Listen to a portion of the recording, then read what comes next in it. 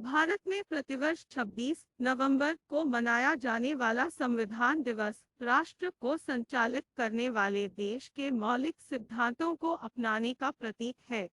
संविधान दिवस के रूप में भी जाना जाने वाला यह दिन अत्यधिक महत्व रखता है, क्योंकि यह संविधान को अपनाने की याद दिलाता है, जो भारत की स्वतंत्र पहचान का प्रतीक है।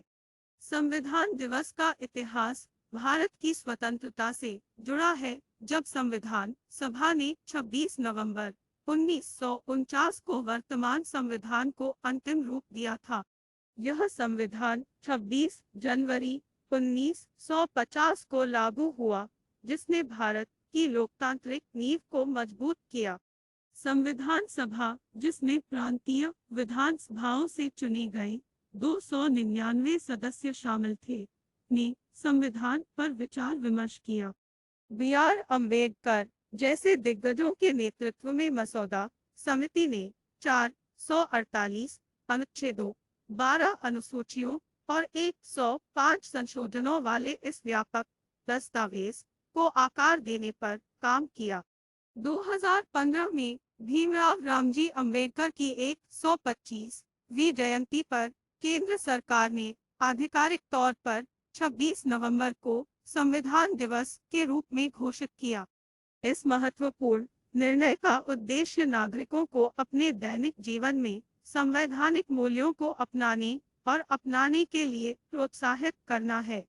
भारतीय संविधान के कुछ दिलचस्प पहलुओं में दुनिया के सबसे लंबे लिखित संविधान के रूप में इसका गौरव शामिल है।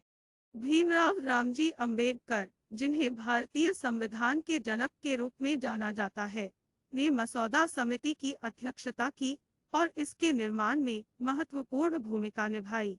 संविधान ने न केवल देश के लिए एक संघीय ढांचे की स्थापना की, बल्कि विधायिका, कार्यपालिका और न्यायपालिका की भूमिकाओं को भी रेखांकित किया।